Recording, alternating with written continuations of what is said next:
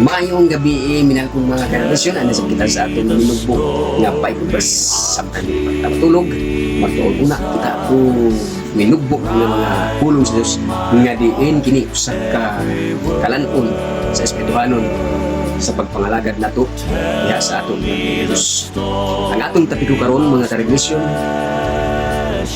unsay gibuhat sa Diyos sa tanan niyang gibuhat gikan sa paglalang sa kalibutan sa paghimo sa pagkatapos unsa may iyang gibuhat kun sa ato mga panahon sa pagkakaron ang mga tao kun sa diha sila maghimo o mga balay nga gipanghimo karon sa diha nga kini mahuman adunay usa ka dakong party na paghimuon usahay moabot ang usa ka pagsalo-salo kung mahumana ang iyang balay o niya tagay-tagay, nag-inom, sika-sika.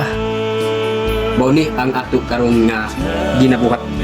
Kasagaran yun, happy-happy kung mahumana ang atong mga gipangandong kung mahumana ang atong mga balay nga gibuhat.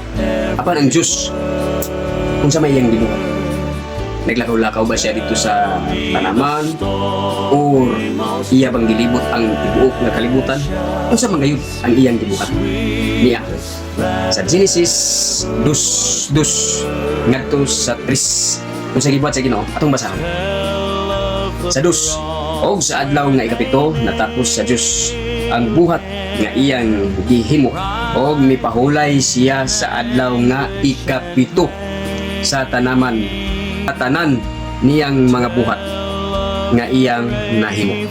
Una, mipahulay siya. Relax. Tapos, Tris, dre. O gipanalanginan sa Dios ang adlaw nga ikapito. O nagabalaan niini. Tungod kay niini, nagpahulay siya gikan sa tanan niyang buhat nga gibuhat o nahimo sa Dios. Kung sa iyang gihimo mga karelasyon, wala siya maglibot-libot, maglakaw-lakaw, nag-check, nagtanaw, kundili sa pagkahuman, sa paglalang sa kalibutan. Una, may pahulay siya. Relax.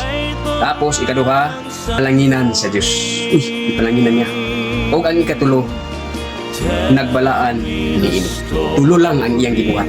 Sumauni ang tulo kabutang naghimo sa atong Diyos sa pagbuhat niya sa pagkatapos sa pagbuhat niya sa kalibutan. So muna itong minugbo ng mga Bible verse o magayon ako kaninyo ang ugma sa Diyos o ang